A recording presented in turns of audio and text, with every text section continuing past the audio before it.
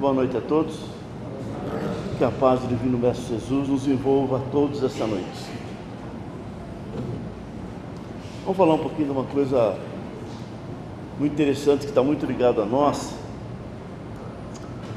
que somos espíritos encarnados nesse planeta de provas e expiações. Vamos falar um pouquinho de perturbação espiritual. A maioria das pessoas procuram a cura física, mas não procuram a cura espiritual.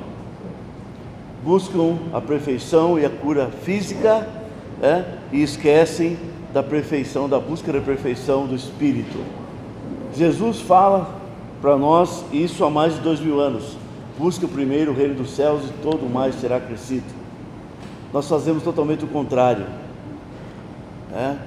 Nós esquecemos que somos doentes da alma, por isso que estamos nesse planeta de prova e expiação. Então precisamos primeiro curar a nossa alma. Não que possamos abandonar o nosso corpo, evidente que não, que é a casa do espírito. Mas quando temos o nosso espírito são, o corpo também está. Pode ter certeza disso. Nos preocupamos tanto com a vida física nesse planeta, e tudo que está ao nosso redor, que criamos aqui o início da perturbação. Os espíritos que têm no mundo espiritual, por desconhecimento nosso mesmo, o desconhecimento espiritual, levamos isso para o mundo espiritual. E essa perturbação que ocorre lá, teve início aqui. Não teve início lá. A preocupação é tanta com o mundo físico, que criamos em torno de nós uma psicosfera, e ela se fecha, e nós nos trancamos dentro dela, que é muito difícil se libertar depois do mundo espiritual. A porcentagem é muito grande. Raros são os espíritos que libertam, que já tomam consciência da sua nova condição quando chegam no mundo espiritual. E eu pergunto aos senhores: vocês estão preparados para o desencarne? Que vai ocorrer uma hora ou outra. É o inevitável. Tenha medo ou não, acredite ou não, é inevitável. E como Deus nos deu essa certeza do inevitável, por que não nos prepararmos para tal? Quando vamos fazer uma viagem para um país desconhecido,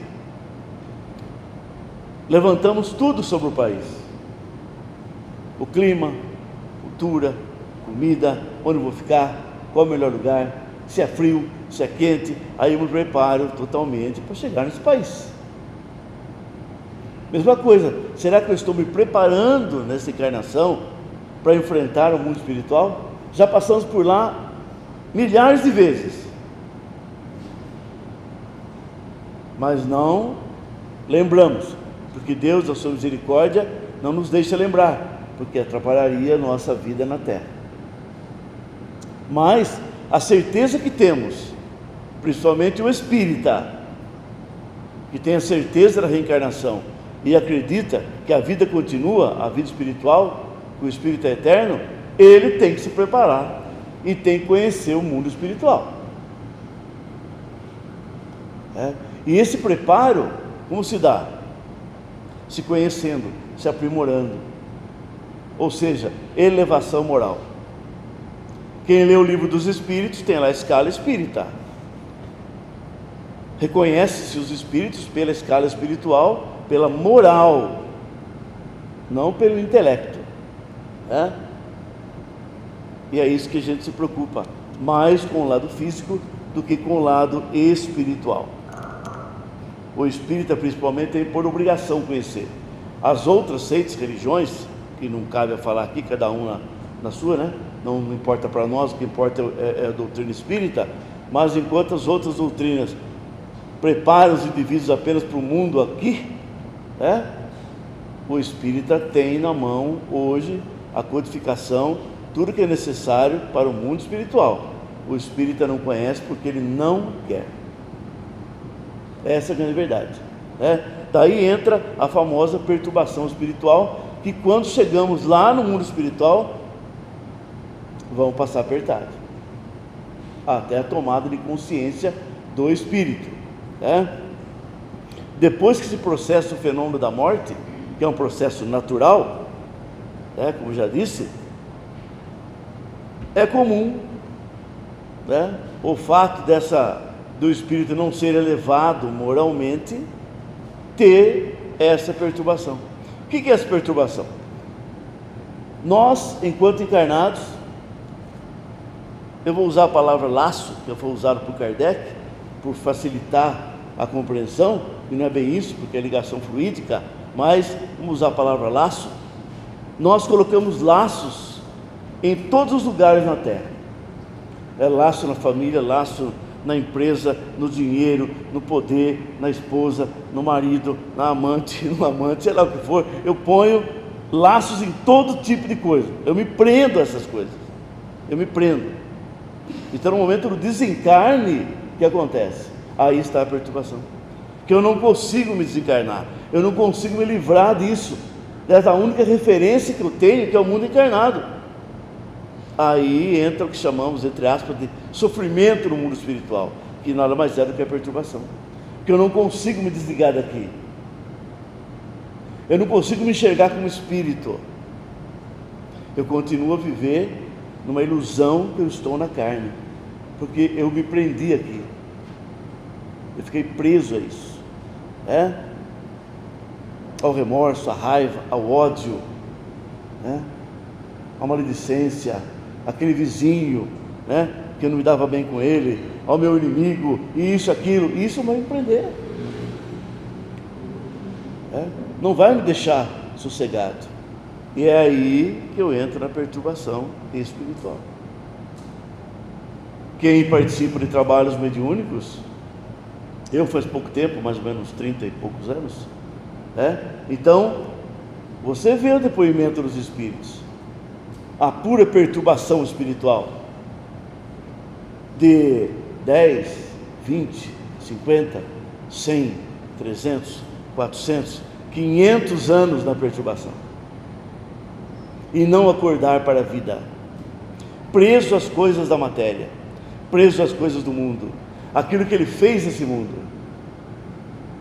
a vingança, o ódio, a vontade de matar aquele que fez mal para ele, em busca do perdão, querendo dar o perdão, e a pessoa não perdoa. Tudo isso é a perturbação espiritual, coisa que nós conquistamos aqui. Se eu não quero ter perturbação, é aqui que eu tenho que me livrar dela. Muita gente, maioria, é perturbado mesmo na carne. Perturbação espiritual. Dentro da família, desavenças. No trabalho, vai criando esses vínculos, criando inimizades que vão surgir lá no mundo espiritual. A hora que cair a ficha, entre aspas, só para a gente entender melhor, uma linguagem mais popular, do entendimento, e é difícil. A gente aprende muito com os espíritos, a gente conversa muito com eles, e o que eles passam para a gente é isso aí. Quem quer aprender um pouco mais, lê lá o livro Céu e Inferno, Kardec. Lá no final do livro tem os depoimentos, as evocações de Kardec que faz aos espíritos de todos os tipos, como era a vida deles na Terra, como é que foi o desenlace, como é que foi o desencarne e como eles vivem no mundo espiritual. Podemos pegar alguns exemplos interessantes, Então, essa libertação do espírito da carne, que Edivaldo fala para nós que desencarnar é diferente de morrer. Morrer é o corpo que morre, o desencarne é o mais difícil, que é o desapego total às coisas da terra, que nós levamos para lá, esse desligamento, dos diamas da carne é muito difícil. Isso depende da nossa condição moral, Se eu não tenho moral elevada, quanto menos elevada, maior é a perturbação. Por quê? Ao invés de nos elevarmos moralmente, nós nos preocupamos em nos elevar fisicamente. Esquecemos que somos espíritos, né? E não temos que esquecer, nós somos espíritos e não estamos aqui na Terra por acaso. E esse entendimento a doutrina nos passa, né? Porque é o seguinte, antes da doutrina podemos reclamar, ninguém nos ensinou. Ninguém ensinou, né? Agora que tem a doutrina, é obrigação aprender. Agora não podemos falar que ninguém nos ensinou. A doutrina está aí. É só procurar e nós vamos encontrar, com certeza. O mais comum, então, ainda é a alma passar por algum estado de perturbação. Todos nós vamos passar. Todos. Porque sempre alguns resquícios, algumas coisas, nós nos prendemos na terra. E isso que vai causar essa pequena perturbação.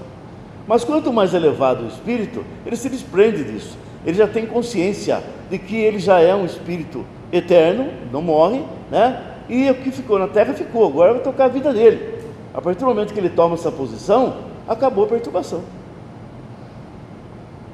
Que quando ele fica lá remoendo aquela situação de vida, e geralmente aquelas coisas que mais o chocaram, que mais o prendeu na terra, ele vai ficar revivendo aquilo, porque no mundo espiritual não há tempo, então é sempre um momento presente. Então ele fica revivendo aquilo, como se fosse o momento atual, e não acorda para a vida, não acorda.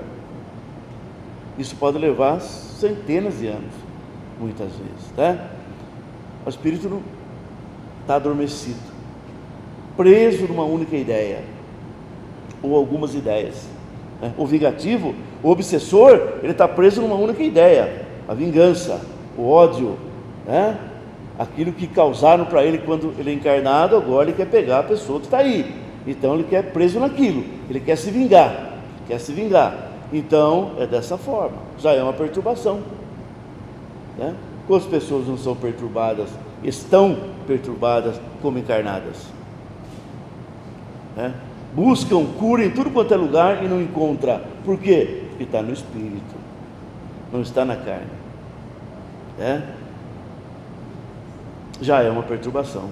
E eu levo isso para lá, não muda não. Ninguém passa para lá tocando arpinha ou ganhando chifrinho,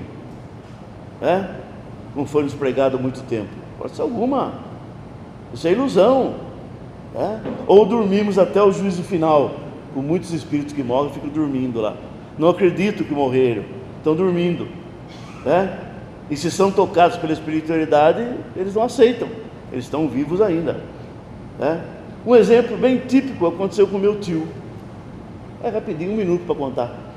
Meu tio faleceu há alguns meses, morava no sítio, vizinho lá da minha mãe, e ele trabalhava na cidade, e foi uma morte súbita, deve ter tido infarto, alguma coisa, morreu. E ele pegava o ônibus todo dia às 5h30 da manhã e chegava às 8h30 da noite de ônibus, E depois que ele faleceu, o meu irmão, que mora lá também, achou uma coisa estranha, porque meu tio morava sozinho na casa. E como é que o ônibus para todo 5h30 da manhã, o ônibus parava em frente à casa dele, abria a porta, depois tocava e ia embora. 8h30 da noite chegava, o ônibus parava de novo, abria a porta e ia embora. E algumas semanas assim. E meu irmão ficou intrigado. Aí chegou, pegou o ônibus de propósito e foi conversar com o motorista. Falou: escuta, por que o senhor para toda manhã aqui, 5h30 da manhã aqui e 8h30 da noite? Por quê? Eu não pego o seu tio aqui e vai trabalhar? Eu pego o seu tio aqui e venho trazer de volta, Mas como que o senhor pega meu tio? Meu tio já morreu faz 2 meses. O quê? Morreu 2 meses. Olha que interessante. E não é perturbação? O espírito não sabe que morreu, continua ainda pegando ônibus, trabalhando. E não era só ele que via, todo o pessoal que estava no ônibus via, porque se o pessoal do ônibus não o visse, teriam falado com o motorista. Esse motorista para aqui à toa e vai embora, Então não é uma perturbação? O espírito não acordou ainda, Mas, como nós temos o conhecimento, parte do conhecimento da espiritualidade, nós ajudamos, né? Fomos com uma equipe lá e tiramos ele de lá. Hoje não está mais lá, mas acordamos. Ele não sabia que tinha desencarnado. A maioria acontece isso. Isso é uma perturbação espiritual, certo? E quantos não passam por isso? Quantos? Uma grande maioria passa por esse momento, né? Então, nós temos que... E se a doutrina veio, e Deus permitiu que a doutrina viesse para nos ensinar como é o mundo espiritual, por que não aprender? Por que eu não vou buscar o aprendizado do mundo espiritual? Senão eu vou cair naquela época da igreja católica lá atrás, mistério de Deus, ninguém sabe para onde vai, para onde vem. Espera um pouco. Não podemos pensar nisso. Hoje nós temos certeza que a verdadeira pátria é a pátria espiritual. Como vai ser o nosso comportamento? Em que estado espiritual estaremos na pátria espiritual? Aí é outra coisa. Mas que eu sei que eu vou voltar para a pátria espiritual, eu vou, que é aqui mesmo. Não pense que é um lugar, não. É aqui mesmo. Tá? É apenas, como diz o Divaldo, é logo ali. É logo ali. É a passagem só. Pronto, estou no mundo espiritual. Não muda nada. Continua a mesma coisa. Agora, quando se tem conhecimento, aí já muda de figura. Mas não basta só o conhecimento. Os espíritos são categóricos. O conhecimento é importante, mas a aplicação desse conhecimento. Eu sempre faço uma pergunta, eu já fiz aqui na outra palestra que eu dei. O pessoal faz evangelho no lar. Eu pergunto, quem faz evangelho no lar? Quem faz evangelho no lar? Levanta a mão. Olha que maravilha. Agora vou mudar a pergunta. Quem pratica o evangelho no lar? Ótimo. Ótimo.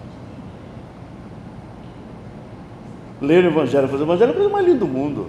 Eu quero ver praticá-lo. Colocar em prática dentro da família. Essa é a realidade. Então, eu tenho conhecimento, mas não aplico? Não adianta nada. É nesse ponto que falam que os espíritas dão trabalho no mundo espiritual. Porque ele conhece o espiritismo, mas não aplicou nada do espiritismo. Mas o indivíduo que conhece o espiritismo e aplicou, não tem problema. Ele é acolhido automaticamente pelos amigos. Porque ele tem consciência de onde ele está. Como diz a espiritualidade. Vou ler daqui a pouquinho para vocês. Então, como nós temos certeza da morte, e temos a certeza que somos espíritos, e temos a certeza que vamos estar no mundo espiritual, por que não conhecer o lugar, ou como eu estarei nesse mundo espiritual? Como a irmã falou agora há pouco, espiritualidade não é brincadeira. É brincar de espiritualidade? Não. Quem pensa nisso, pare. Não é brincadeira. Não é. Tá? É muito sério. Não existe brincadeira na espiritualidade. Uma das missões do Evangelho é fazer ressurgir quem estava morto. É vestir os nus espirituais e saciar a fome do amor dos que choram e sofrem as agressões da própria consciência. Essa é a missão do Evangelho. Muita gente fala assim, Jesus falou assim, tem que visitar visitar doente, visitar pobre, visitar não sei o que, visitar que está na cadeia. Mas eu pergunto, qual a sua condição para isso? Como é que um espírito doente pode fazer isso? Não adianta nada. Cego não pode guiar cego. É maravilhoso ver o pessoal lá, levar livro na cadeia, levar sopa para não sei quem, é maravilhoso, mas vai ver a vida dessas pessoas, são mais doentes que aqueles que estão lá. Não adianta nada. Primeiro eu tenho que estar são. Primeiro eu tenho que estar bem, para depois eu poder ajudar. Ama o teu próximo como a ti mesmo. Olha que lindo falar isso. Ama o teu próximo como a ti mesmo. Eu pergunto, você se ama? Quando você se amar verdadeiramente, você pode amar o outro. Se você não tem amor com você mesmo, não você pode dar amor para o outro.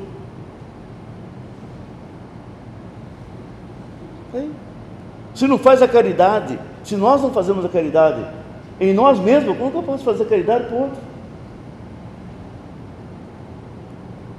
É isso que, esse despertamento que nós temos que ter. É essa consciência que tem que ter. Esse é o preparo espiritual que a doutrina coloca para nós, que Jesus coloca para nós. E não ficarmos na ilusão, criando ilusão, achar, será, não. A doutrina não tem achar, não tem ilusão, a doutrina é correta, ou é ou não é. Aos espíritas, veja o que a espiritualidade fala para os espíritas. Aos espíritas, a quem falamos mais diretamente, a espiritualidade falando, por serem esses os que nos ouvem com mais atenção, que se preparem para o percurso da vida na terra, lembrando-se de que fora da caridade não há salvação.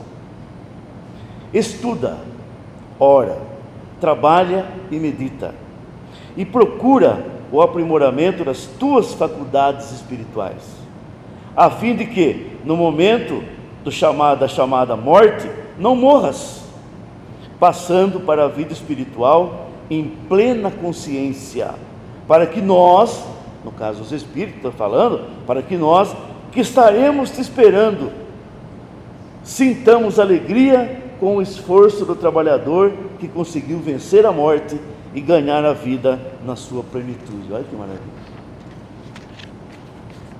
Então eles esperam que nós, esse conhecimento nosso, essa elevação moral, que é uma obrigação nossa, Na pergunta 165 do Livro dos Espíritos, Kardec faz uma pergunta, O conhecimento do Espiritismo exerce alguma influência sobre a duração mais ou menos longa da perturbação?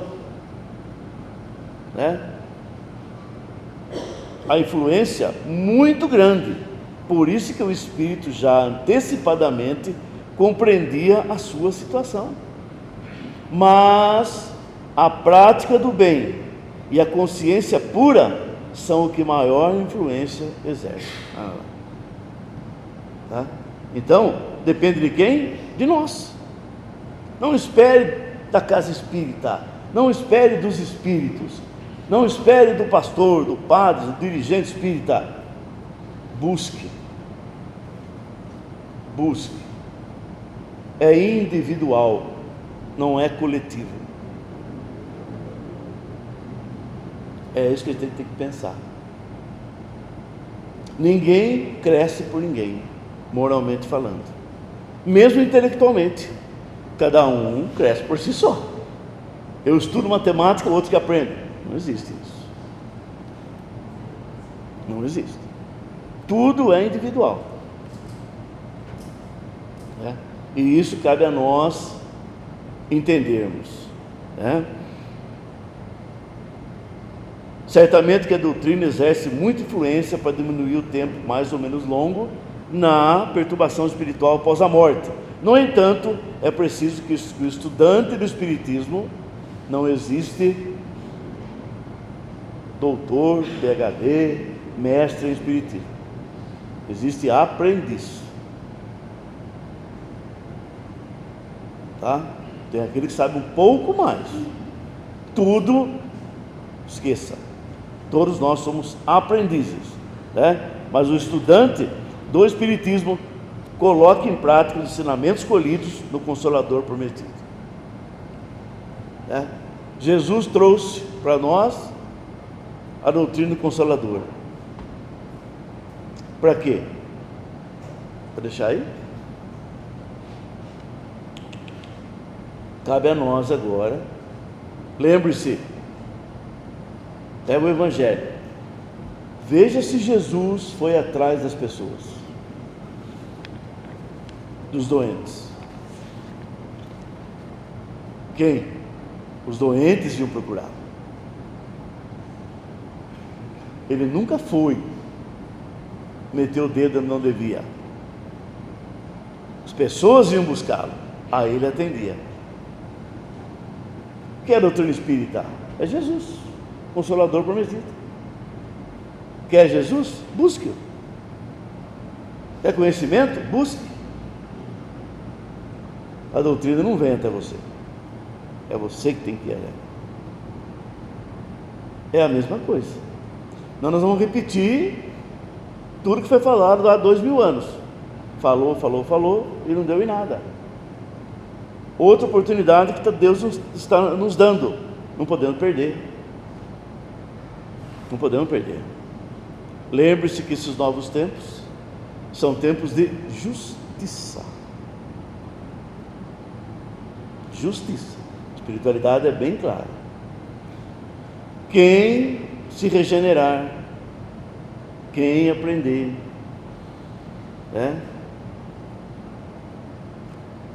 voltará à terra ou em algo melhor.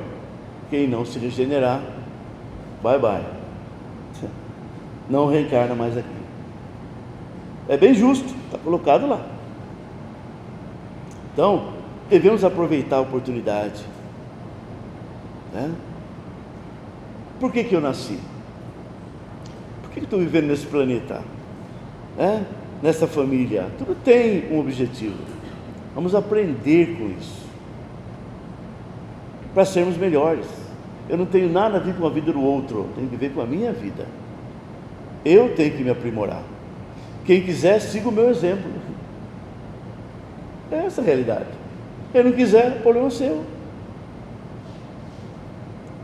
Fulano fez mal para mim. Ele fez mal para você. O problema é dele, não é seu.